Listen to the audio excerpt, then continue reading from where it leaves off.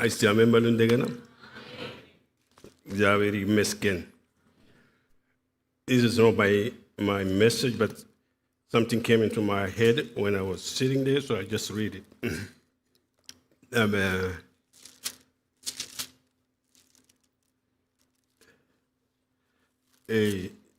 ሐዋርያ ጳውሎስ ለልጁ ለጢሞቴዎስ ያለውን ነው። I don't know why it came to my mind, so I just have to read it. የእግዚአብሔርን ምርጦች እምነትና ወደ እውነተኛ መንፈሳዊነት የሚመራውን የእውነት ዕውቀት ለማሳደግ የእግዚአብሔር ባሪያና የኢየሱስ ክርስቶስ ሐዋርያ የሆነው ጳውሎስ ይላል። እምነቱና ዕውቀቱ የተመሰረቱት የማይዋሸው አምላክ ከዘመናት በፊት በገባው የዘላለም ሕይወት ተስፋ ላይ ነው። እርሱም በወሰነ ጊዜ በአዳኛችን እግዚአብሔር ትእዛዝ ለእኔ አደራ በተሰጠኝ ስብከት በኩል ቃሉን ይፋ አደረገ ይላል። እግዚአብሔር የተመሰገነው። ከዘመናት በፊት እግዚአብሔር በመረጠው በጣም የሚገርም ነገር እዚህ ውስጥ አለ። እምነትና የእውነት ዕውቀት ይላል። የእውነት ዕውቀት እውነትና እውነተኝነት አንድ አይደሉም። እውነት አንድ ጊዜ እውነት የሆነ ነገር ሌላ ጊዜ እውነት ላይሆን ይችላል። እውነተኝነት ግን the character of God አይለወጥም። ስለዚህ ብዙ ጊዜ ሰው አንድ ነገር እውነት ስለሆነ ብቻ የእግዚአብሔር ይመስላል። እውነተኝነት ነው እግዚአብሔር። እውነት ይለዋወጣል። ዛሬ እዚህ እውነት የሆነ ነገር ነገ እውነት ላይሆን ይችላል። ዛሬ አሁን ወይዘሩ ዝናብ የለም፣ ነገ ግን ዝናብ ሊኖር ይችላል። ስለዚህ የልዩነት ማወቅ በጣም አስፈላጊ ነው ለአማኝ። እውነትና ኢየሱስ ክርስቶስ አሁን ብዙ ጊዜ እውነት የእንጋ አማርኛ I am the truth ነው የምለው። እኔ እውነተኛ ነኝ ነው የምለው እንጂ እውነት ነኝ አይደል። በዚህ ጊዜ እኛ እውነት ይለዋወጣል። ታውቃላችሁ? it's a fact ይለዋወጣል። አንክደውምና እግዚአብሔር የተመሰገነ። ስለዚህ እዚህ ቦታ ላይ ያን ሐዋርያ ጳውሎስ ለምን ወደ ልቤ እንደመጣ የዛሬ መልእክቴ በልቤ ውስጥ ያለው ከአብርሃም ሕይወት የእምነትን ትርጉም እንድንማር ነው። አብርሃም የዚህ ርዕስ ከፈለጋችሁ በኖቴ ላይ ያስቀመጥኩት ላንብብላችሁና ጸልየን እንጀምራለን። በነገራችን ላይ እኔ ጊዜውን የራሴን ጊዜ ስለሚወስድ ምናልባት በማዕከል ላይ ለማውጣት የምትፈልጉ ሰዎች ካላችሁ ቀጥ ብላችሁ መውጣት ትችላላችሁ። መጽሐፍ ቅዱስ ጊዜን ዋጁ ስለሚለን ጊዜ መዋጀት ማለት ጊዜ መግዛት ነው። to buy it back እና ምክንያቱም አንዴ ከሄደ you can't return it back። ጊዜ አይመለስም። እግዚአብሔር አሁን ዘፍጥረት ስታዩት ሰማይና ምድርን ፈጠረ። ስለዚህ he started with time። ከዛ በኋላ ስታዩት ስፔስን ፈጠረ። ከዛ በኋላ ደግሞ ማተርን ተፈጠረ እና ስለዚህ እነዚህ ነገሮች አሁን እንደዚህ ነው የማየው። እግዚአብሔር ፕሪንሲፕል አለው። ዋናው ነገሩ ፕሪንሲፕል ነው። የእግዚአብሔር ሐሳብ መርሆ አለው። ለዛ መርሆ ደግሞ ፕሮሚስ አለው። ለዛ ፕሮሚስ ደግሞ ፕሮሰስ አለው። እግዚአብሔር ሁሉ ጊዜ ፓተርን ውስጥ ነው። የእግዚአብሔር ስራ ካያችሁት በዚህ መንገድ ነው መሰራ እግዚአብሔር ሁሉ ጊዜ መጽሐፍ ቅዱሳችሁን ካነበባችሁት መርሆ ላይ ተመስርቶ ነው። መርሆ አለው። ያ መርሆ ደግሞ ለዛ መርሆ ደግሞ የሚተገበርበት ፕሮሚስ አለው። ያ ፕሮሚስ ደግሞ በፕሮሰስ ነው የሚፈጸመው። የአብርሃም ሕይወት ስናየው ያንን ነው የምናየውና ዛሬ በዚህ አካባቢ ትንሽ አብረን ለመማማር እሞክራለሁ። እግዚአብሔር ጸጋ እንዳበዛልን የመልእክታችን ሐሳብ ያለው ዕብራውያን ምዕራፍ 11 ላይ ነው። ይህ ነገር እሺ ካለኝ ስለሞክረው I'm not good at electronics.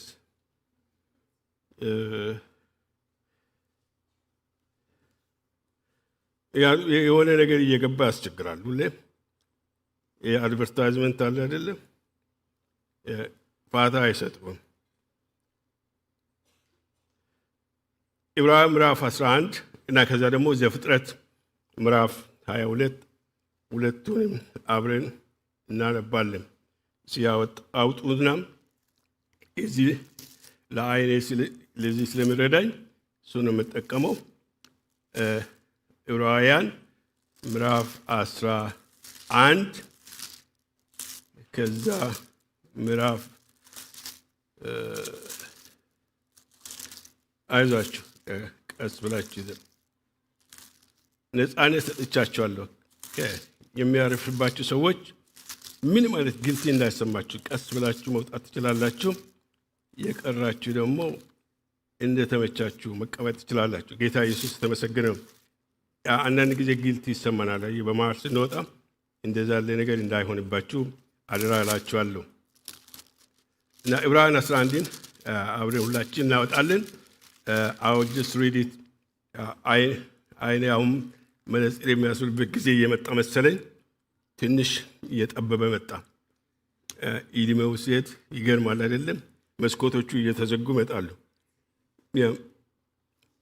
ስለዚህ ብርሃን ያስፈልግ እና ቁጥር 8 ላይ ከዛ ነው የምጀምረው። ከቁጥር 8 ጀምራለሁ። የአብርሃምን የሕይወት አብረን እንድናይ ነው። አብርሃም ይላል ርስት አድርጎ ወደሚቀበለው ስፍራ እንዲሄድ በተጠራ ጊዜ በእምነት ታዘዘ። ወዴት እንደሚሄድ ባያውቅም እሺ ብሎ ሄደ። በባዕድ አገር እንዳለ መጻተኛ በተስፋይቱ ምድር በእምነት ተቀመጠ። የተስፋውን ቃል አብሮት እንደሚወርሱት እንደ ይስሐቅ እንደ ያዕቆብ በድንኳን ኖረ። ምክንያቱም መሰረት ያላትን እግዚአብሔር የሰራትን የፈጠራትን ከተማ ይጠባበቅ ነበረ። አብርሃምም ምንም እንኳን ዕድሜው ቢገፋም ሳራም ራሷ መካን ብትሆንም ተስፋን የሰጠውን ታማኝ አድርጎ ስለቆጠረ በእምነት የልጅ አባት ለመሆን በቃ። ስለዚህ እንደ ሞተ ሰው ከሚቆጠር ከዚህ ከአንድ ሰው እንደ ሰማይ ከዋክብት የበዛና እንደ ባህር አሸዋ ተቆጥሮ የማያልቅ ዘር ተገኘ። እነዚህ ሁሉ የተሰጣቸውን የተስፋ ቃል ሳያገኙ እምነታቸውን እንደጠበቁ ሞቱ። ሆኖም ከሩቅ አይቶ ሰላም አሉት። በዚህ ምድር ሲኖሩ መጻተኞች እንግዶች መሆናቸውን ተገንዝበው ነበርና። እንደዚህ የሚሉት ሰዎች የራሳቸው የሆነው አገር እንደሚጠባበቁ ያሳያሉ። ትተውት የወጡትን ስፍራ ቢያስቡ ኖሮ ወዲያው ተመልሶ የመመለስ እድል በነበራቸው። አሁን ግን ከዚህ የሚበልጠውን ሰማያዊ አገር ይናፍቃሉ። ስለዚህም እግዚአብሔር አምላካቸው ተብሎ ሊጠራ አላፈረም፣ ከተማን አዘጋጅቶላቸዋል። ዘፍጥረት ምዕራፍ 28 22 አብረን እናነባለን። ዘፍጥረት 22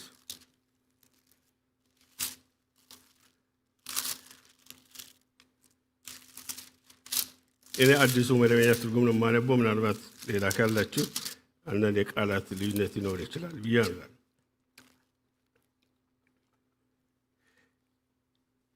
ከዚህ ሁሉ በኋላ ይላል። ከዚህ ሁሉ በኋላ ኖት አርጉት። ከዚህ ሁሉ የሚለው ቃል there is something happened። ከዚህ ሁሉ በኋላ የሚለውን ሐሳብ ስታዩት ከዚህ ምን ሆኖ ነው? ከዚህ ሁሉ በኋላ የሆነ ክስተት ተፈጽሟል። የሆነ ታላቅ ነገሮች ተፈጽሟል። ስለዚህ ከዚህ ሁሉ በኋላ እግዚአብሔር አብርሃምን ፈተነው። አብርሃምን አለው እርሱ አቤቱ አለው እግዚአብሔርም የምትወደውን አንዱን ልጅህን ይስሐቅን ይዘህ ወደ ሞሪያ ምድር ሂድ፣ እኔ በማመለክት በአንዱ ተራራ ላይ የሚቃጠል መስዋዕት አድርገህ ሰዋው አለው። በማግስቱም ጧት አብርሃም ማልዶ ተነሳ፣ አህያውን ጭኖ 2 አገልጋዮችና ልጁን ይስሐቅን ይዞ ለመስዋዕት የሚበቃውን እንጨት ከቆረጠ በኋላ እግዚአብሔር ወደ አመለከተው ቦታ ለመሄድ ጉዞን ጀመረ። በሦስተኛ ቀን አብርሃም ቀና ብሎ ቦታውን ከሩቅ ተመለከተ። አገልጋዮችንም እናንተና አህያው ይዛችሁ እዚህ ቆዩን፣ እኔና ልጄ ግን ወደዛ ሄደን ለእግዚአብሔር ሰግደን እንመለሳለን አላቸው። አብርሃምን ለሚቃጠል መስዋዕት የሚሆነውን እንጨት ወስዶ ልጁን ይስሐቅን አሸከመው። እሳቱን ብላዋን ራሱ ያዘ።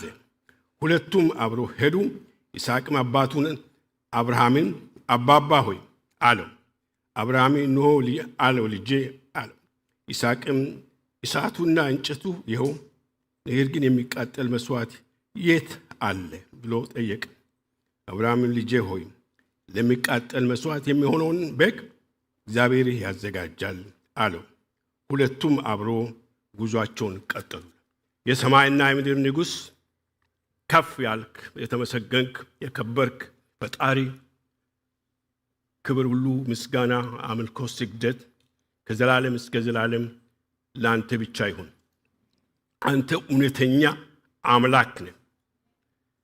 እግዚአብሔር አምላክ እኛን ደግሞ ብላል፣ እውነትን ታውቃላችሁ፣ እውነት ደግሞ አርነት ያወጣችኋል ብላልና ዛሬ በዚህ ቦታ በዚህ ስፍራ እውነተኛ የሆንክ አምላክ ያንተን እውነት የሚለዋወጠውን እውነት ሳይሆን ዛሬ እውነት ሆኖ ነገ እውነት የማይሆነው ሳይሆን ብቸኛ ለዘላለም እውነት የሆነውን የቃልን እግዚአብሔር አምላክ መብራት፣ የቃልን ኃይል፣ የቃልን መገለጥ፣ የቃልን እውነት ለኔም እግዚአብሔር ሆይ እንድታበራልኝ ለሚሰሙትም ሰዎች እግዚአብሔር አምላክ ሆይ መብራት እንዲሆን ጌታና አምላክ ሆይ የሚያዝናናንና አዝናኖት የሚሰጠን ሳይሆን ካለንበት እግዚአብሔር አምላክ ስፍራ የሚነቀንቀን የሚያስነሳንና እግዚአብሔር ሐዋርያ ጳውሎስ እንዳለ ያልያዝነውን ለመያዝ ወደፊት እንድንሄድ እንዲረዳን በኢየሱስ ክርስቶስ ስም አግዘን።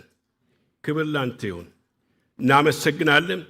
እግዚአብሔር አምላክ ሆይ እኔንም አስበኝ። እግዚአብሔር ሆይ ስለምታውቀን እግዚአብሔር አምላክ ሆይ ጉድለቶችን እግዚአብሔር አምላክ ሆይ የተለያዩ መሰናክሎችን በውስጡ ያሉትን እግዚአብሔር አምላክ ሆይ ጫናዎች ስለምታውቅ በኢየሱስ ክርስቶስ ስም በዚህ ሰዓት በፊት እንደቆምኩ ራሴን አስቤ እንድትረዳኝ እጸልያለሁ። የሚሰሙኝም እግዚአብሔር አምላክ ሆይ ቃሊ በኢየሱስ ክርስቶስ ስም በእኔ አልፎ እንዲዳስሳቸው እንቅፋት እንዳልሆን በእግዚአብሔር የአብ ምሕረት እንድታስበኝ ጸለይኩ። ክብር ሁሉ ላንተው። ስለሰጠን ጊዜ ተመስገን። ጊዜያችንን መጠቀም እንድንችል ደግሞ ሰላምና ጸጋ ስጠን። በዚህ ስፍራ መገኘቲ ህልውና ለእያንዳንዱ ሰው የተገለጠ ይሁን በኢየሱስ ክርስቶስ ስም አሜን። እግዚአብሔር የተመሰገነ ይሁን። የአብርሃም እምነትና ፈተናው የአብርሃም እምነትና ፈተናው የአብርሃም መልእክት የተጻፈው ለአይሁዶች ነው። ምን አይነት አይሁዶች ካላችሁት በተለያየ ጫና ውስጥ በተለያየ ችግር ውስጥ ከመግባታቸው የተነሳ ተመልሶ ወደ ሕግ ወደ ስርዓት ወደሚያውቁት የአምልኮ ስግደት ለመሄድ የዳዱት በዛ ጭንቀት ውስጥ ያሉት የሐዋርያው መልእክቱ ጸሐፊ በአዲስ ኪዳን እንደተተካ ክርስቶስ ኢየሱስ ለዛ እንደሆነ የጽድቅ መንገድ ብቸኛ ክርስቶስ እንደሆነ የእግዚአብሔር ልጅ ክርስቶስ የእግዚአብሔር ነጸብራቅ እንደሆነ ቃሉ እሱ እንደሆነ በነቢያት የተነገረው ቃል የሰሙት ነገር ሁሉ በሱ የተፈጸመ እንደሆነ እንዲገነዘቡ ከ1 እስከ 10 ድረስ ይነግራቸዋልና ይህንን እውነት ግን ወደ ሕይወታችን የምናስገባና የምንጨብጠው እምነት በምትባል ቃል ነው። ስለዚህ ስለ እምነት ማብራሪያ ይሰጣቸዋል።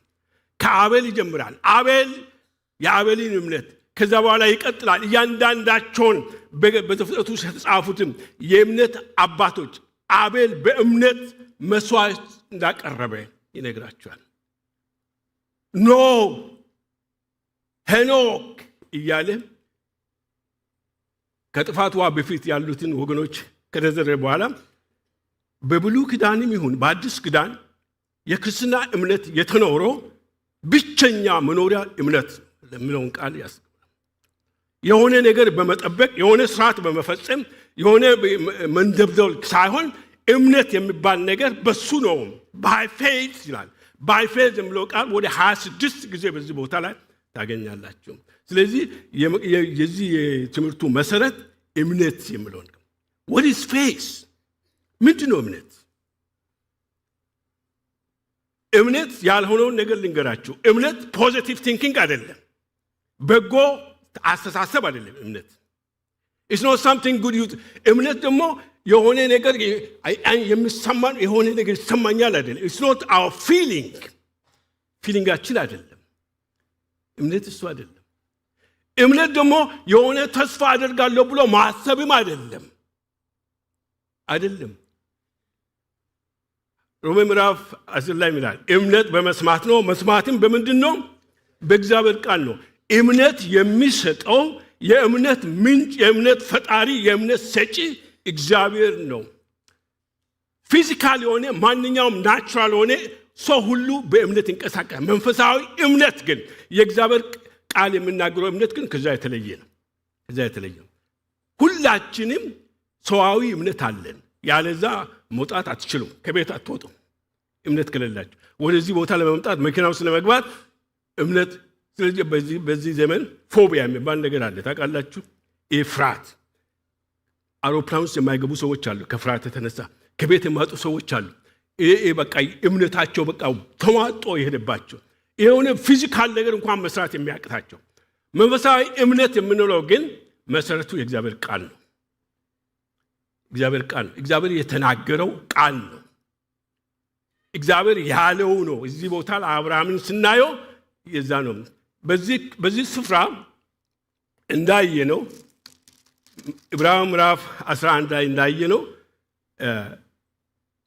አብርሃም የሚባል ሰው ሐዋርያት ሥራ ምዕራፍ 7 በደምታ ነበር በኡር በከልድያ ይኖር ነበረ። አባቱ ታራ የጣዖት አምላክ፣ ከዛ ቤተሰቡ ሁሉ የጨረቃ የጣዖት አምላኪ ነው። ሐዋርያት ሥራ ምዕራፍ 7 እንደላችሁ አንብቡ። በጣም ግልጽ አድርጎ ያስቀምጣል። እስጢፋኖስ ሊወግሩት የሃይማኖት ሰዎች ይዞት ሲናገሩ ጠቅላላ ታሪካቸውን ሙሉውን መጽሐፍ ሙሉውን ብሉይ ኪዳን ይዘረዝርላቸዋል። ስለዚህ አብርሃም እንዴት እንደመጣ እምነት እንደሆነ እነዚህ የሃይማኖት ሰዎች በሕግ ምክንያት ሕግን አልጠበቅክም፣ እንደዚህ አላረክም፣ እንደዚህ አልሆንክም፣ እንደዚህ አልሰገድክም፣ እንደዚህ አልሰጠህም ብሎ ሲይዙትና ሊወግሩት ሲሉ ሲከሱት ዘረዘረላቸው ይላል። በዛ ውስጥ የሚጀምረው ከአብርሃም ሕይወት ነው። የአብርሃምን ታሪክ ይነግራቸዋል። አብርሃም አባቶቻችን ወንድሞች አባቶቼ ሆይ ብሎ ነው የምነግራቸው። እንደውም ላንብብላችሁ። ኢትስ ሶ አሜዚንግ። እምነት የሚባለው ነገር ምን እንደሆነ ግልጽ ነው። ሐዋርያት ሥራ ምዕራፍ 7 ላይ እስጢፋኖስ ሊወግሩት በያዙት ጊዜ የተናገረውን ቃል ሙሉውን ስታነቡ ታሪኩን ታገኛላችሁ። ሊቀ ካህናቱም ይህንን የቀረበውን አስተውልም ተናገር አሉት። እስጢፋኖስም እንዲህ አለ ይላል ሲል መለሰ፣ ወንድሞችና አባቶቼ ሆይ አድምጡኝ። አባታችን አብርሃም ወደ ከነዓን ከመውጣቱ በፊት ገና በሜሶፖታሚያ ሳለ የክብር አምላክ ተገለጠለት ይላል። ገና በሜሶፖታሚያ በኡር ሳለ እግዚአብሔር ተገለጠለት ይላል። አምላክ ተገለጠለት። ከሀገሪ ከወገኒ ተለይቴ እኔ ወደ ማሳይ ምድር ውጣ አለው። እርሱም ከከለዳውያን ኡር ወጥቶ በከራን ተቀመጠ። ከአባቱ ሞት በኋላ አሁን እናንተ ወደምትኖሩበት ወደዚህ ሀገር አመጣላ። ስለዚህ ማይንድ አሁን ምን ይላል ምዕራፍ 12 ስትሩ ይሄንን ይዘልልናል። ከከራን ነው የሚጀምረው። አብርሃም ወደ እግዚአብሔር ወደ ሁለት ጊዜ እንደጠራው ነው እዚህ ቦታ የሚያስ መጀመሪያ በከለዳውያን ሳለ ተገለጠለትና ውጣ አለ። አብርሃም ግን አልታዘዘም። ታውቃላችሁ የመጀመሪያ ትእዛዝ አሁን አይሁዶች አብርሃም አባታችን ነው እኛ የአብርሃም ንጉሥ እያሉ ነው ማለት። ስለዚህ አብርሃም የጸደቀው በእምነት እንደሆነ ለማስረዳት ነው። አብርሃም የጸደቀው ክርስቶስን በማመን እንደሆነ አብርሃም ክርስቶስን አስቀድሞ እንዳየ ያን ሐሳብ ነው የምነግረን። እዚህ ቦታ ላይ ምን ይላል? እግዚአብሔር ለአብርሃም በከለዳውያን በኡር በሜሶፖታሚያ ኢራን በአሁን በዛ እያለ ተገለጠለትና ከሀገሬ ከአባቴ ቤት ከዘመደ ውጣ እኔ ወደ ማሳየ ቦታ ሂዳል። አብርሃም ምን አደረገ? ወጥቶ ከራን ተቀመጠ ይላል። ከራን ተቀመጠ ወደ ከራን ገባ ይላል። በዚህ ክፍል አሁን ባነበብነው ክፍል 5 የእምነት ገጽታዎችን ያስቀምጥልናል። በእምነት የመኖር ገጽታዎች 5 ናቸው እዚህ ቦታ ላይ የሚዘረዝርልን። እነዚህን ትንሽ ዛሬ መሄድ የምንችልባቸውን ቦታ እንሄድባቸዋለን። ካልተቻለም ሌላ ጊዜ እንሞክራለን ማለት ነው። በደንብ አስተውሉ። ኢትስ ሶ አሜዚንግ የእግዚአብሔር ነገር። እግዚአብሔር ሁል ጊዜ ይጠራናል።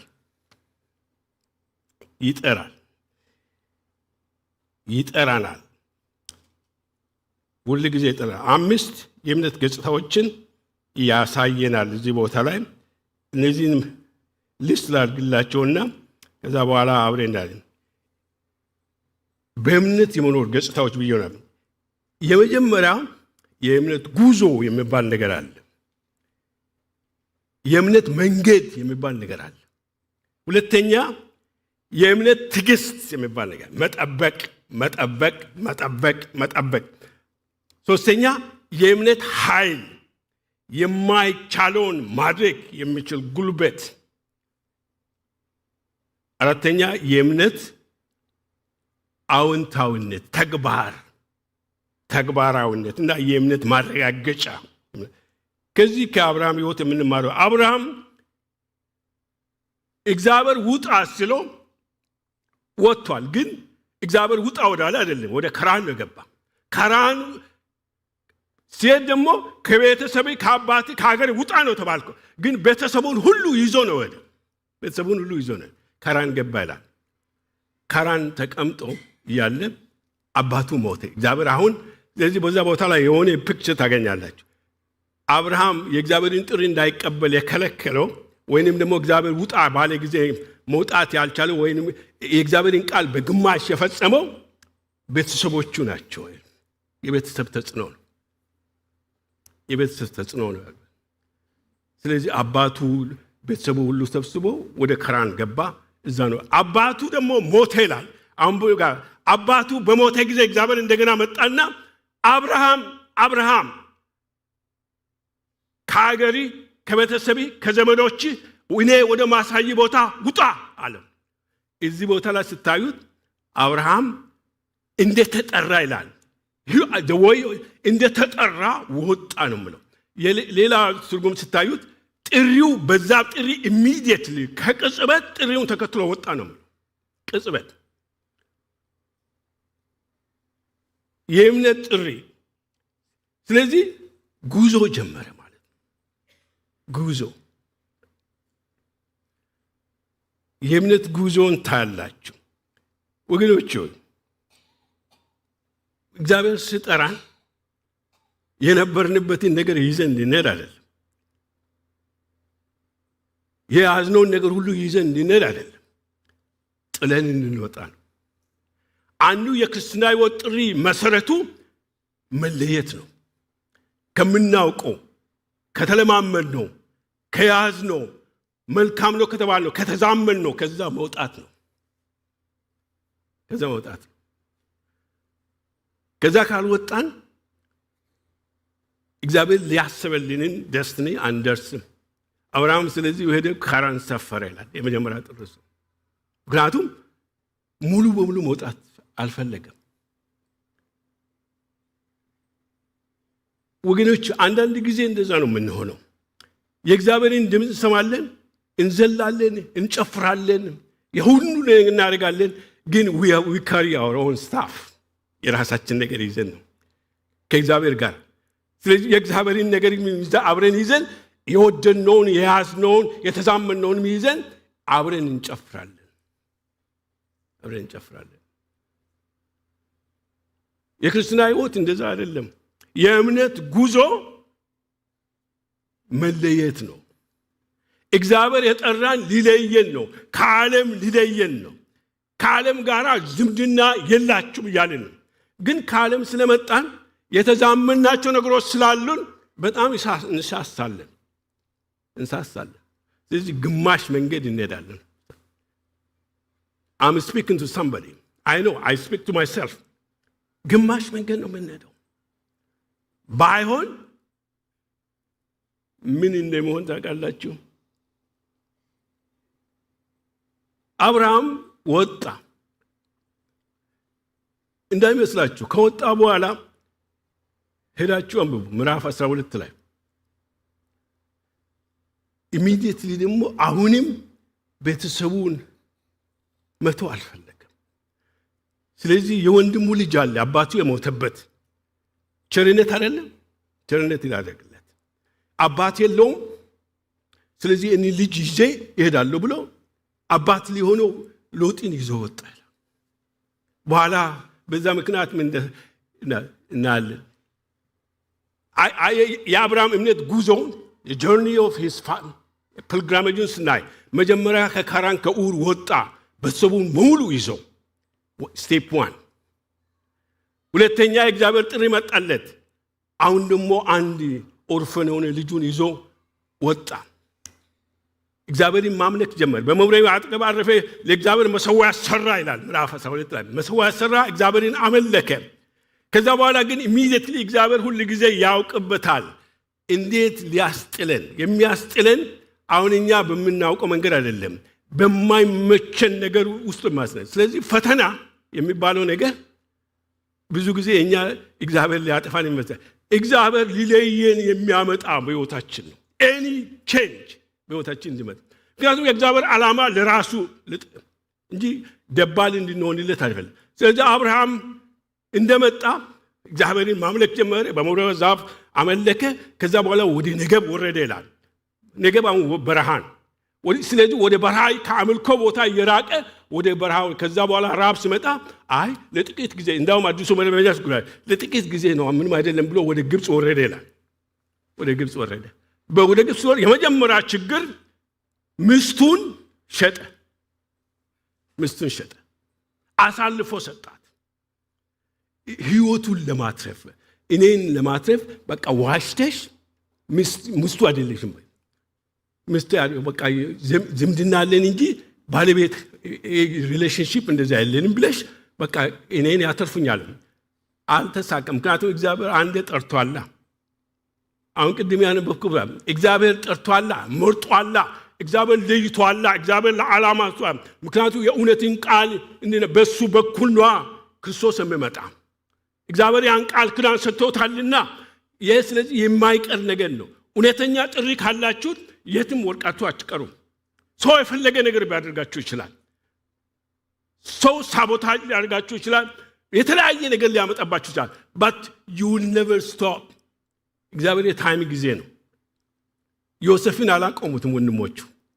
ራእዩን ስነግራቸው ይሄ ሰው የምን ሊሆንብን ነው ሊነክስብን ነው ብሎ ተማከሩበት፣ ሸጡት ይላል። እግዚአብሔር ግን ያንን ለዓላማ ነው የምጠቀመው። ታይም ኢዝ ኤ ማተር። ታይም ሁሉ ጊዜ አስፈላጊ ነው። እግዚአብሔር ያለ ታይም ነገሮችን አይለቅልንም። ታውቃላችሁ። ስለዚህ ዮሴፍ አሁን ባይሸጥ ኖረው አሁን ብዙ ጊዜ ዮሴፍ የተጎዳ ይመስላል። የእግዚአብሔር እቅድ ነው። ምክንያቱም ለአብርሃም በምዕራፍ 15 ላይ ሕዝቤ ይላል ለ400 ዓመት ወደ ግብፅ በባርነት ይወርዳል፣ ከዛ በኋላ ይወጣል የሚለው ቃል አለ። የትንቢት ቃል አለ። እንዴት አድርጎ ነው ወደ ግብፅ የሚወርደው? መጀመሪያ ዮሴፍ ወደ ግብፅ መውረድ ነበረበት። ያ የእግዚአብሔር ዓላማ ነው፣ እቅድ ነው። ስለዚህ ዮሴፍ ወደ ግብፅ ሲወርድ የእግዚአብሔርን እቅድ ለመፈጸም ነው። ዮሴፍ ራሱ ይናገራል። እናንተ ለክፉ ሰዎች ለክፉ ሊያስቡልህ ይችላሉ፣ ግን ያ የሰው ክፋት ሁሉ ጊዜ እስኖ እንደሰሰል ሰዎቹ እንደዛ አሰቡ እንጂ እግዚአብሔር በዛ ውስጥ የሚሰራ ስራ አለ። ስለዚህ ሰው ክፋት ሲያስብባችሁ አንሺስ አትሆኑ። በዛ ውስጥ እግዚአብሔር የሚሰራ ስራ አለ። እግዚአብሔር ያ ነገር የማይሆነው እኛ ሪቬንጅ ለማድረግ ስንሞክር ነው። እኛ ለመበቀል ስንነሳ ነው የእግዚአብሔር ስራ የሚቆመው። ግን if you just take it the way it is የእግዚአብሔርን ጊዜ ሲመጣ you will see it። ዮሴፍ ወደ ግብፅ ወረደ። ፈተናውን ታያላችሁ። ሸጡት፣ ወንድሞቹ ሸጡት፣ የገዛ ወንድሞቹ ጶጥፋራ ገዛ። እዛ ደግሞ መልካም ስራ ሲሰራ ምስዮ ደግሞ አይኗን ጣለችበት። ይሄ ልጅማ ብላ በቃ ማስኮረመም ጀመረችው። ብዙ ጊዜ ሞክራ ሲያቅተው ጨርቁን ስትይ ጥሎላት ወጣ ይላል መጽሐፍ ቅዱስ። ጶጥፋራ ሲመጣ የዕብራዊ ባሪያ እንዴት ሊደፍረኝ እንደሞከረ ታውቃለህ። እኔ እርግጠኛ ነኝ ጶጥፋራ ሚስቱን ያውቃል፣ አለበለዚያ ይገደል ነበረ። ስለዚህ ከመገደል አሁን የውሸት ክስ እንደሆነ አንደርስታንድ ያደረገ ሰው ይመስለኛል። ያኔ ባሪያ እኮ ይገደላል፣ እንኳን ያን ቀርቶ ሰርቆ እንኳን ይገደላል። ግን እስር ቤት ከተተውላል። እስር ቤት ከተተው አሁን እስር ቤት ሲከተው ደግሞ እግዚአብሔር ፈርዖን ጋር የተሰሩ ሁለት ወደ ቁንጮ የሚያመጡ ወደ ከፍታ የሚያመጡ ሰዎች እዛ ውስጥ አገኛቸው። እዛም መልካም ልጅ ስለነበረ የእግዚአብሔር ሰው ስለሆነ ምን ሆነ ይላል መጽሐፍ ቅዱስ፣ በጣም ተቀባይነት አገኘ እና አንድ ቀን ደግሞ ያቺ እግዚአብሔር የሰጣት እግዚአብሔር የገለጠለት ህልም ራእይ በእስር ቤት ውስጥ ሆኖ መጣ። እነዚህ ሁለት ሰዎች ራእይ አዩና አንዱ ሊሞት ሌላው ደግሞ ሊሾም። እገርም ተነስተው ምርማቸውን ፈታላቸው። ያለው እንዳለ ሆነ። ያን መጽሐፍ ቅዱሳችሁን ስታነቡ ታገኛላችሁ። እና ዮሴፍ ያለው ትዝ ይላችኋል። ከዚህ ስትወጣ እዚህ በግፍ እንደታሰርኩ ያልሰራሁት ስራ በዛ ምክንያት እንደዚህ እንደታሰርኩ እባክህን ለፈርዖን ንገርልኝ፣ አትርሳኝ፣ ፈጽሞ አልረሳህም ብሎ ወጣላል። ልክ ቤተሰብ እንደገባ በቃ ምንም አይነት በጭንቅላት ውስጥ ዋይ አሁን እኛ በዛ እናደዳለን። ሰዓቱ አልደረሰም፣ ጊዜው አልደረሰም። እግዚአብሔር የጊዜ አምላክ ነው። እግዚአብሔር ያለ ጊዜ አይሰራም። ስለዚህ ፈርዖን ድሪም ማየት አለበት። የእስራኤል ሕዝብ ከዛ ከከናን ወደዚህ መምጣት አለበት። ያ ለመምጣት የሚሆነው ደግሞ እግዚአብሔር ዮሴፍን ወደዛ ማምጣት አለበት። ወደዛ ፖዚሽን፣ ወደዛ ስፍራ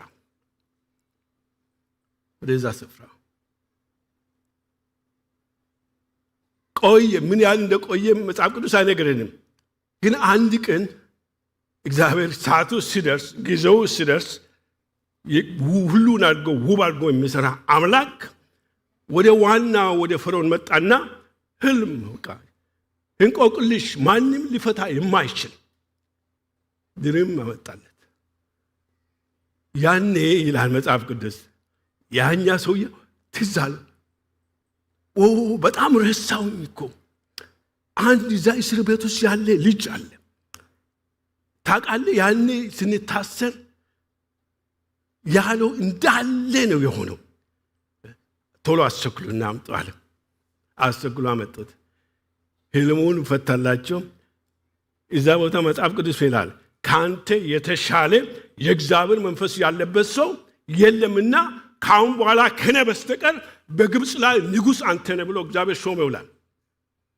ታውቃላችሁ የዮሴፍን ታሪክ ስታዩት አብርሃምም ልክ እንደዛ ነው። አብርሃም ሲወጣ እየተጠራጠረ ዮሴፍ አሁን በጥባራ ቤት ሲገባ የማያስብ ይመስላችኋል? እነዚህ ወንድሞች ምን አደረጉ? በኋላ ነው የተረዳ የእግዚአብሔርን ሐሳብ።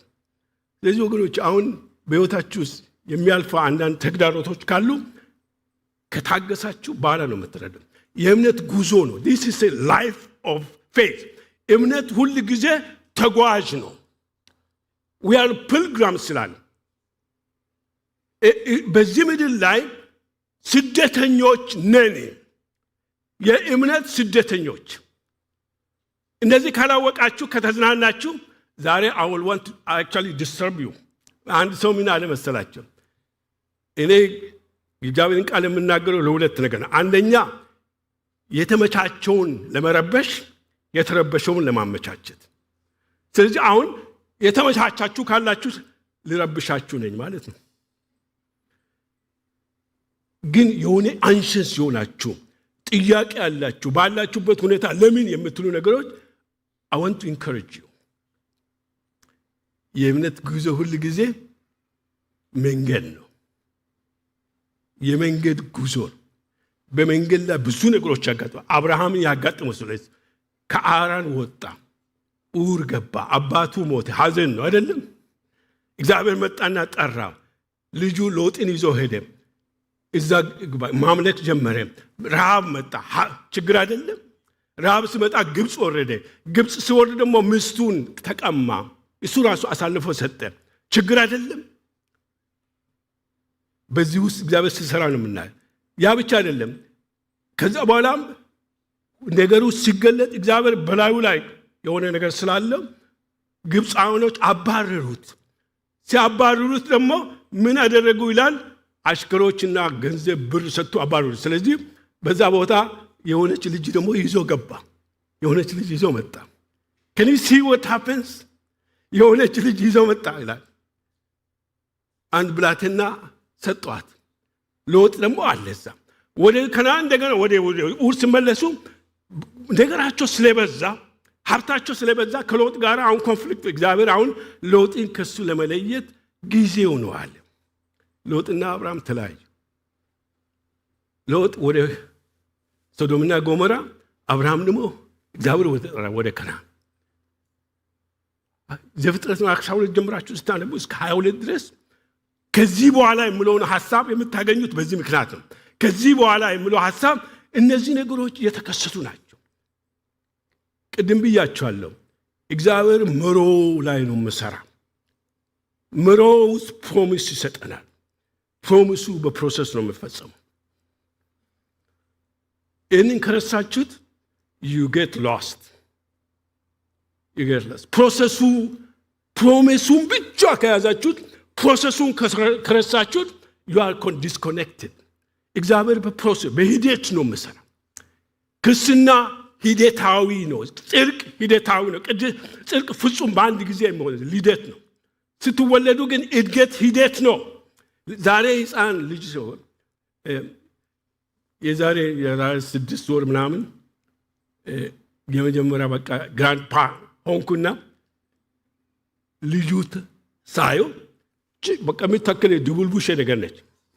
እናም አሁን ግን ሳየው በቃ በግ ብሎ በቃ ኢስ ፕሮሰሱ ታውቃለህ። ያኔ በቃ መያዝ ሁሉ የሚያስፈራ ምናልባት አንገቱ እንደዚህ የሚል አሁን ግን ስታዩ በቃ ጠንከር ብሎ መቆም። ስለዚህ እድገት ሁሉ ጊዜ ሂደት ነው። እኛ ግን ወደ ጌታ ስንመጣም ያንን ፕሮሰሱን እንረሳለን። ግን መጽሐፍ ቅዱስ ግልጽ አድርጎ ፓተርኑን ያስቀምጥልናል። there is a principle ምሮ። እግዚአብሔር ሁሉ ጊዜ ምሮ አለው። ያለ ምሮ ደግሞ አይሰራም። there is nothing ዝም ብሎ የሚፈቀድ የሚሰራ ነገር የለም። እግዚአብሔር ሁሉ ጊዜ አጀንዳ አለው። ወደ እሱ ሲያመጣን የሰጠን አጀንዳ አለው። የሰጠን ተልእኮ አለው። ያ ተልእኮ ግን የሚፈጸመው ለዛ ተልእኮ ደግሞ የሚሆን ፕሮሚስ ይሰጠናል። የቃሉ ፕሮሚስ። እኛ ብዙ ጊዜ የምንጠለጠለው በፕሮሚሱ ላይ ብቻ ግን ፕሮሰሱን አንከተልም። I'm talking to myself። ለራስ ነው የምናገረው። ብዙ ወገኖች ሆይ ከአብርሃም ሕይወት ይህንን እንማራለን። ፒልግሪም ነን፣ ተጓዦች ነን። የእምነት ጉዞ እምነት መንገድ ላይ ነው። ከጣዖት አምልኮ ወጣ። የመጀመሪያው ነገር ከዓለም መለየትን ይጠይቃል። ከዓለም መስማማት። ሐዋርያ ጳውሎስ ሮሜ 12 ላይ ሲናገር እንግዲህ ይላል ለእግዚአብሔር ደስ የሚያሰኝ መስዋዕት አድርጋችሁ ሰውነታችሁን አቅርቡ ይላል። ለእግዚአብሔር ደስ የሚያሰኝ ሕይወታችሁ ቅዱስ ነው፣ ለእግዚአብሔር የተለየ እንዲሆን። አንደኛ ቆሮንቶስ ምዕራፍ 2 ላይ እንደዛ በማይመች ነገር ከዓለም ጋር አትጣመዱ ይላል። ምክንያቱም ጨለማ ከብርሃን ጋር ግንኙነት የለውምና።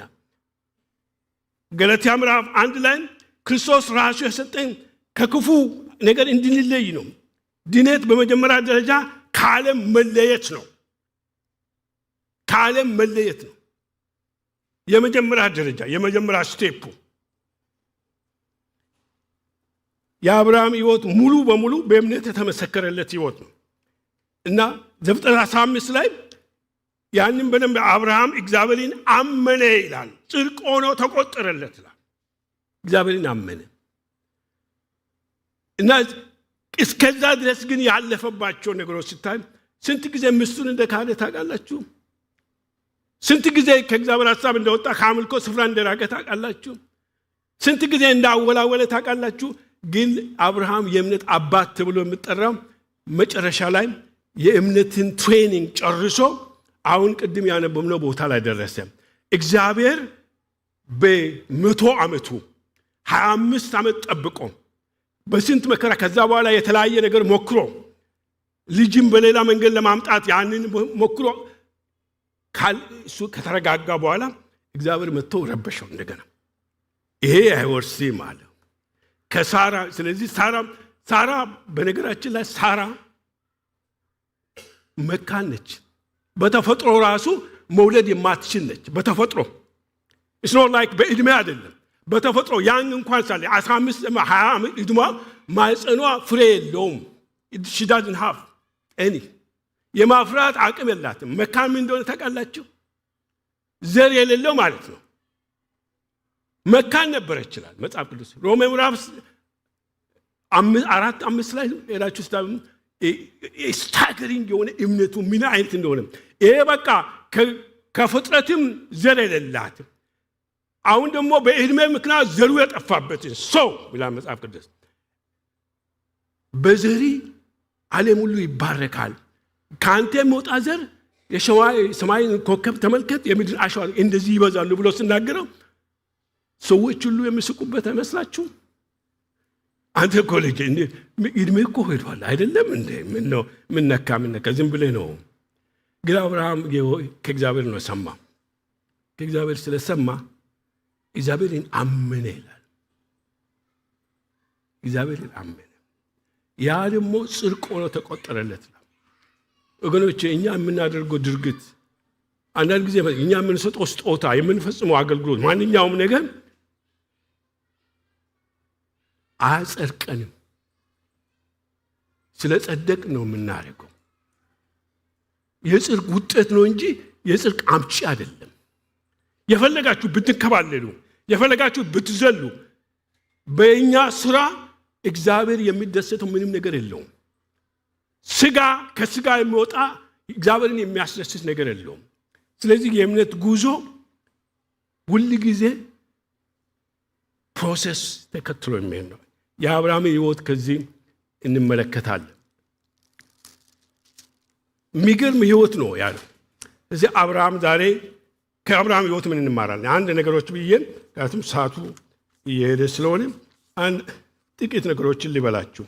በትሬኒንግ ውስጥ አብርሃም ሲፈተን በዚህ ትሬኒንግ ውስጥ ምኑ ነው ተፈተነው? አንደኛ ፍቃዱ ተፈተነ። ፍቃዱ ተፈተነ።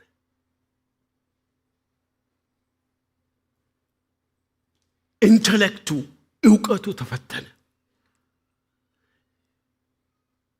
ኢሞሽኑ ተፈተነ። ስሜቱ ተፈተነ። ልጅን የገዛ ልጅን በዝንት ዓመት የመጣው ልጅን ሰዋ የሚል ድምፅ መጣ።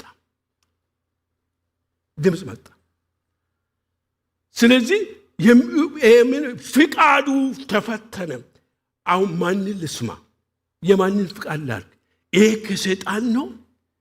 ይሄ የማይመስል ነገር ነው?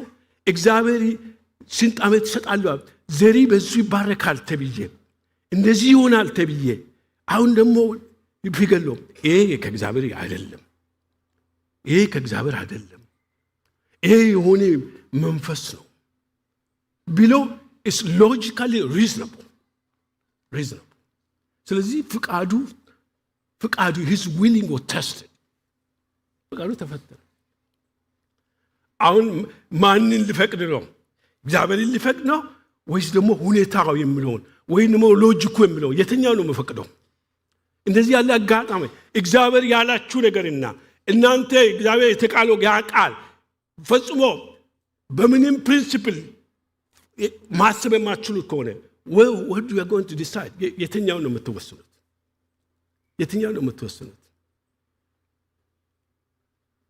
it's a real የሆነ ላይፍ ነው። አንድ ሰው በቃ በጣም ግሬቭ ሆነ ሲተት ሰጥቶባችሁ ደፏችሁ አጥበርብራችሁ የሆነ ነገር አድርጎባችሁ ይቅር በለው ስትባሉ what do you feel? How do you feel? አቢዩስ ያደረገን ሰው የተለያየ ነገር የፈጸመብኝ ሰው በቃ ይቅር በለውና ተውለት ስትባሉ ኮንፍሊክት አይፈጥርባችሁም? so you will be tested። ይሄ ተግባራዊ ነው። you will be tested። እውቀታችሁ እግዚአብሔር እንደዚህ አይልም አትሉ? የእግዚአብሔር ቃልና የእናንተ እውቀት አይጋጭም? ይጋጫል። አብርሃም ግን ከዚህ ሁሉ ባሻገር ኢሞሽናችሁስ ልጅን ብላዋ ወስደ የገዛ ልጅን ቁረጥ can you feel his feeling? can you see it? በአእምሯችሁ ማሰብ ትችላላችሁ? ስንት ዓመት የለመናችሁት የለባችሁት የጸለያችሁት እግዚአብሔር የሰጣችሁት ነገር እንደገና ደግሞ አጥፋው ስትባሉ ይህ ድምፅ ከየት መጣ ብላችሁ ኢሞሽናችሁ ላይ የሚያመጣውን በርደን አታዩም? አብርሃም ያለፈበትን just imagine a loneliness ጉዞ ደግሞ የሶስት መንገድ ጉዞ ነው። በዚህ ሲጓዝ የሚያሰላስለውን አስባችሁ ታውቃላችሁ? what is going to happen? in one sense እግዚአብሔር ያለው ቃል አለ። in one sense reality በእጁ አለ፣ ፋክት በእጁ አለ። he has to decide። የክርስትና ህይወት ወገኖች ሆይ እኛ እንደምንጨፍረው እንዳይመስላችሁ። ሪል የሆነ ክርስትና is a struggle of faith።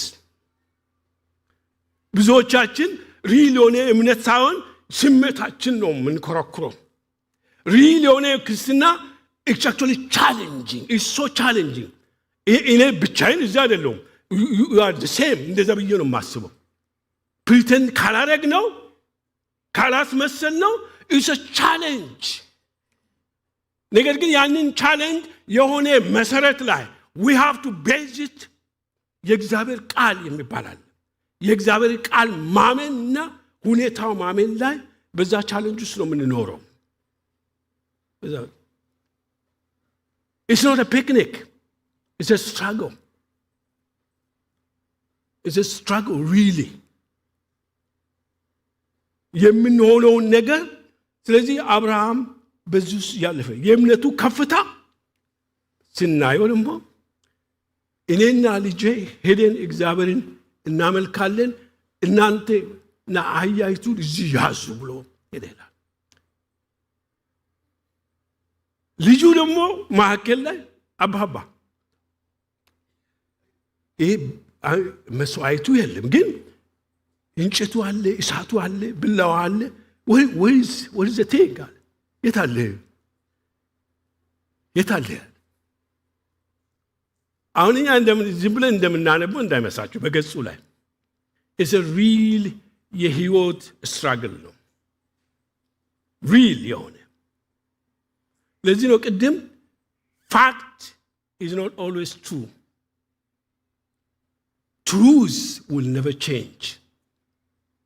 Truth እግዚአብሔር የተናገረው ቃል ነው። እነዚህ ፋክቶች ግን they will change. ይለወጣሉ። በሕይወታችን ውስጥ የምናልፍባቸው ጊዜያዊ እውነት የሚመስሉ ፋክቶች they will change. እድሜያችን ራሱ እንደዛ አይደለም። ትናንትና ወጣት የነበራችሁ ዛሬ ሽማግሌዎች ናችሁ።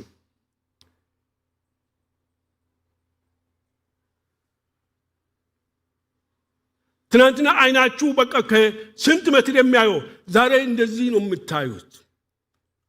እኔንም ጭምር ማለት ነው። ኢትስ አ ፋክት። ምክንያቱም ፋክት ይለወጣል። የእግዚአብሔር ቃል ግን አይለወጥም። እግዚአብሔር ያለው ግን አይለወጥም። Did the God say to you anything? እናንተ በቃ ያሰባችሁ ሳይሆን did really you clear here? እግዚአብሔር ያለ ነገር ብዙ ጊዜ ሰው እግዚአብሔር አለን ይላሉ። I detest እንደዛ ነው። ምክንያቱም እግዚአብሔር ያለው እግዚአብሔር ካለ it is done። እግዚአብሔር አለን ብላችሁ ያልሆነው ነገር you never said it. You think you thought it. አንቺ አስበሽ እግዚአብሔር አብርሃምን አለው ዘሪ ይባረካል፣ ምድርን ይሞላል፣ ከአንተ ጉልበት የሚወጣ እሱ ነው ይስሐቅ። አሁን ግን ይስሐቅ ሊሰዋና ሊሞት ሊገደል ነው። So what's going to happen? የእግዚአብሔር ላለው ቃል what's going to happen? ይሄ ቻሌንጅ አይደለም። it's a challenge.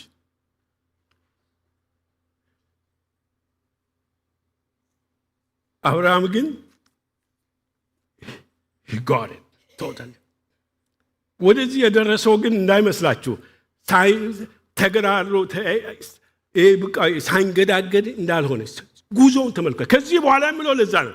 ጉዞውን ስትመለከቱት he passed through so many failures. ብዙ ፌል አድርጎ ነው እዚህ ቦታ ደረሰው። ብዙ ፌል ከሆነ በኋላ አሁን ግን he totally got it. ስለዚህ ልጁን ይዞ እግዚአብሔር ሰዋ ወዳለ ወደ ሞሪያ ተራራ ወጣ ይላል። እንጨቱን ረበረበ፣ እሳቱንም አነደደ፣ ልጁን አሰረ፣ አጋደመው ይላል መጽሐፍ ቅዱስ። ከዛ በኋላ ብላዋ አነሳ ይላል። he was really doing it.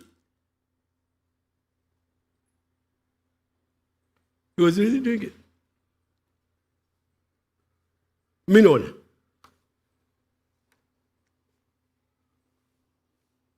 የአብርሃም የእምነት ድል ምን እንደሆነ ታውቃላችሁ? ቁጥር 10 ላይ እግዚአብሔር ሰማይ ተናገረ፣ ሰማይ ድምፅ አሰማ፣ ከሰማይ ድምፅ መጣ።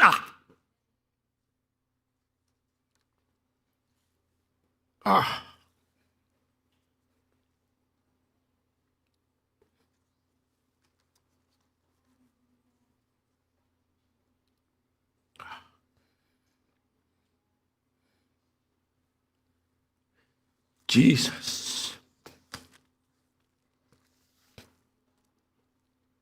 ምን አይነት ድምፅ! ወደዚህ ቦታ አብርሃም ሲደርስ ዝም ብሎ እንዳይመስላችሁ ጉዞውን እዩት፣ ጉዞውን ተመልከቱት። በአቋራጭ አይደለም። ኢትስ ኖት ላይክ ሾርትካት የለውም። ክርስትና ሾርትካት ለወገኖቼ የምናጭበረብረው ነገር አይደለም። ዝም ብለን ሆሆ የምንለው ነገር አይደለም። ኢትስ ሪል የሆነ የህይወት ስትራግል ነው። as long as in this world መከራ አለባችሁ ይላል መጽሐፍ ቅዱስ። መከራ፣ ችግር፣ ፈተና አለ ይላል። ክርስትና ከፈተና ነፃ ካላችሁት you are not living it. You are not living it. You are pretending it. You are assuming it.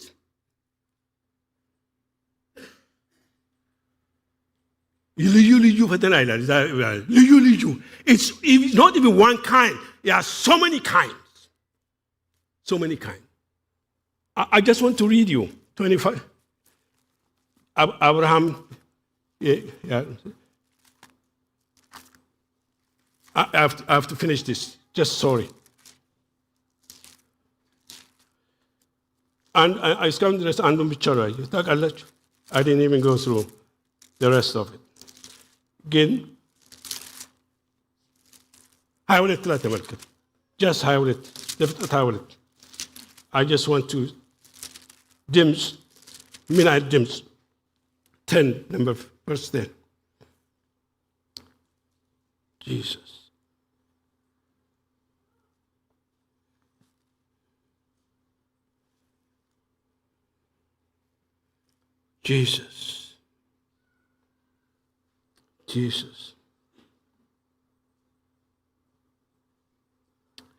ቁጥር 10 ላይ ተመልከቱ። ከዚያም ልጁን ለማረድ እጁን ዘረጋ፣ ቢላዋን አነሳ። Picture it, just imagine, this is your son. ዝም ብሎ የመጣ son አይደለም. He's the only son, promised son. ከዚያም ልጁን ለማረድ እጁን ዘረጋ፣ ቢላዋን አነሳ። የእግዚአብሔር መልአክ ግን ከሰማይ ይላል። ሃሌሉያ! ከሰማይ ድምፅ መጣ። ከሰማይ ድምፅ መጣ። አብርሃም አብርሃም ብሎ ጠራ። አብርሃምም ነውኛል። እርሱም እጅህን በብላቴና ላይ አታሳርፍ። Stop what you're doing. Why? Now, ይላል መጽሐፍ ቅዱስ። አሁን ይላል what kind of faith you have. አሁን ምን አይነት የፋችሁ ለብ እንደደረስክ ተረድቻለሁ። ተረድታል። I show you who I am. ስለዚህ ልጁን አትንካ። ከሰማይ ድምፅ መጣ ወገኖች።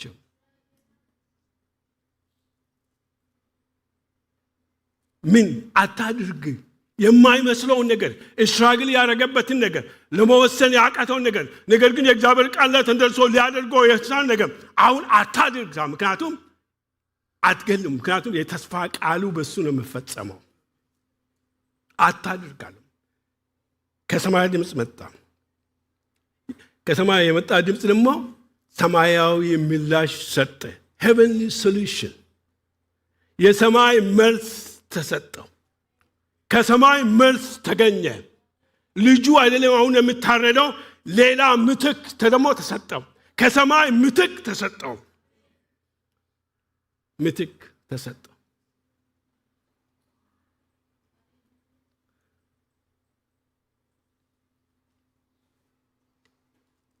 ያ ምትክ ታረደ ይላል።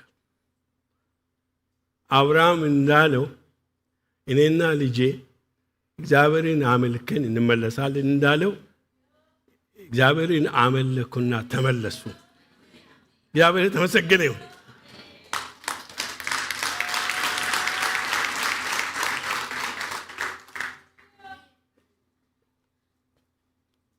እግዚአብሔር ለቃሉ ታማኝ ነው። Don't ever እግዚአብሔር ያላላችሁን ነገር አለን አትበሉ። ፈጽሞ don't ever do that please። ምክንያቱም አንደኛ ራሳችሁ ነው የምታላሉት፣ ሁለተኛ ያልሆነ ተስፋ ትሰጡና ለራሳችሁ ሳይፈጸም ሲቀር ተስፋ በእግዚአብሔር ላይ ትቆርጣላችሁ። እግዚአብሔርን በማንነቱ ማየት ያቅታችኋል። እግዚአብሔር የኛ ጂኒ አይደለም፣ የሆነ ንጉሥ አስቀምጠን የምንጠብቀው። he is a sovereign God።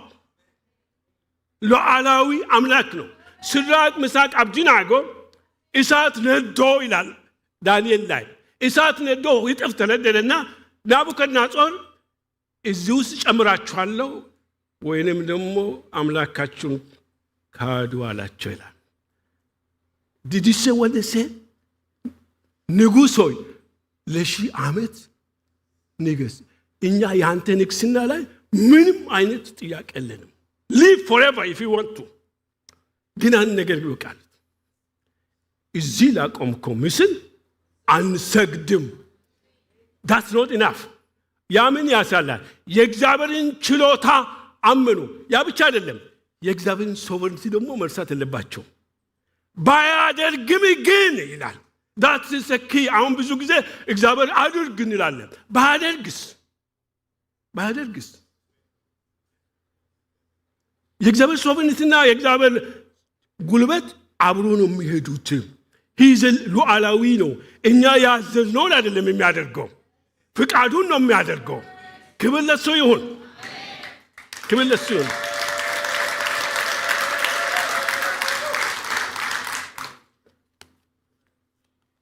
ስለዚህ ምን ይላል? ጣሉት ይላል እዛ ውስጥ።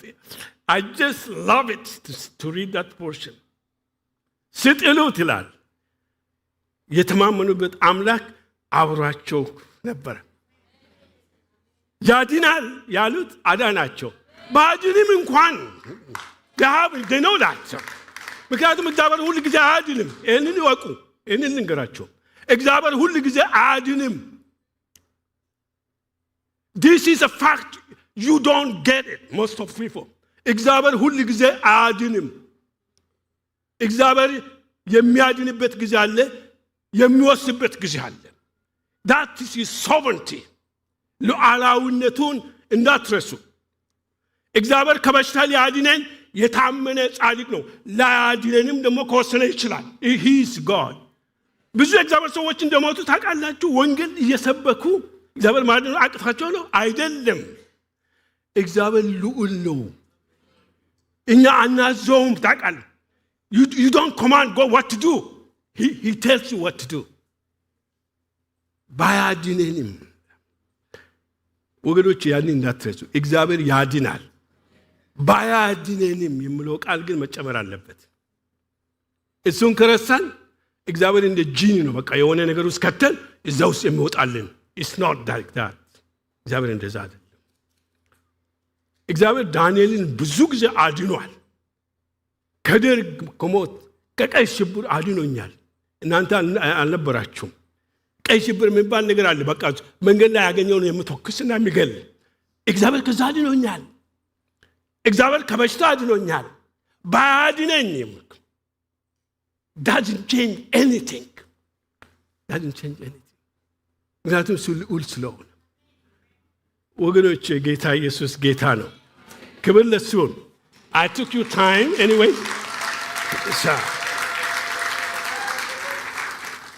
So ክርስትናችን እንረዳ። አስሊብ እምነት ጉዞ ነው። It's not that ጉዞ ደግሞ ስፕሪንትም አይደለም። It's a walk of life። የእምነት ጉዞ የሚባላል ፒልግሪም ነው። ጉዞ ነው።